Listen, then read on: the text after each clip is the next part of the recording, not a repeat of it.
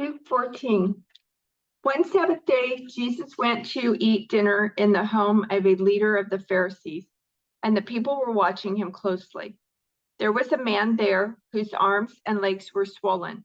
Jesus asked the Pharisees and experts in religious law, "Is it permitted in the law to heal people on the Sabbath day or not?"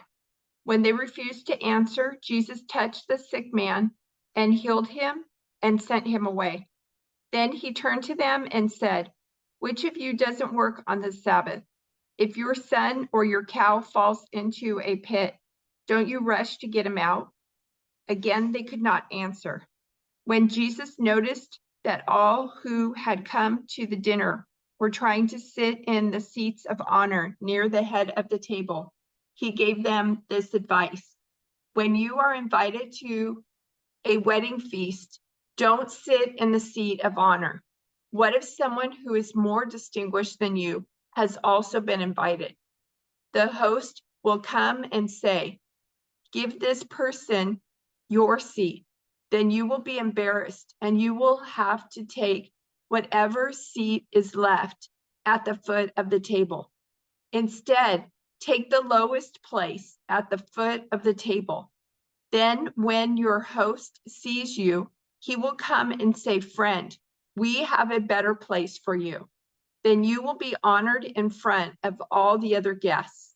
For those who exalt themselves will be humbled, and those who humble themselves will be exalted." Then he turned to his host. "When you put on a luncheon or a banquet," he said, "don't invite your friends, brothers, relatives, and rich neighbors, for they will invite you back, and that will be your only reward.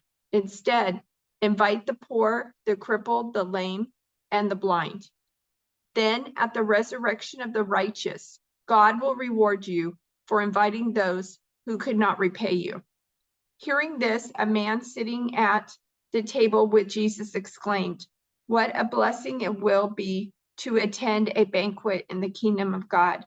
Jesus replied with this story: "A man prepared a great feast and sent out many invitations.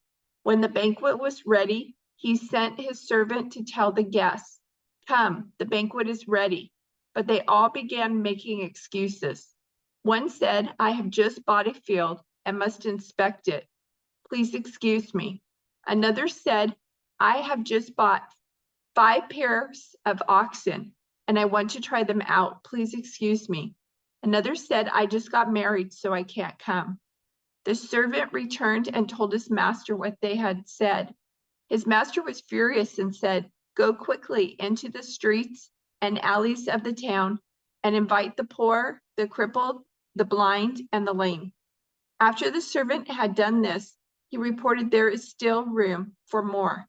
So his master said, 'Go out into the country lanes and behind the hedges and urge anyone you find to come, so that the house will be full. For none of those I first invited will get even the smallest taste of my banquet.'" A large crowd was following Jesus. He turned around and said to them, "If you want to be my disciple, you must, by comparison, hate everyone else: your father and mother, wife and children, brothers and sisters, yes, even your own life. Otherwise, you cannot be my disciple. And if you do not carry your own cross and follow me, you cannot be my disciple. But don't begin until you count the cost. For who would begin construction of a building without first calculating the cost to see if there's enough money to finish it? Otherwise, you might complete only the foundation before running out of money, and then everyone would laugh at you. They would say, 'There's the person who started that building and couldn't afford to finish it.'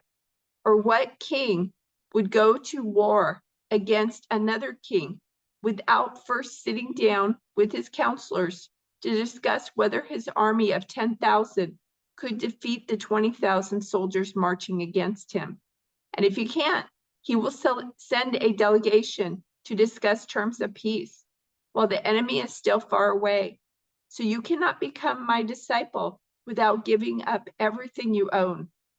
Salt is good for seasoning, but if it loses its flavor, how do you make it salty again? Flavorless salt is good neither for the soil nor for the manure pile. It is thrown away. Anyone with ears to hear should listen and understand.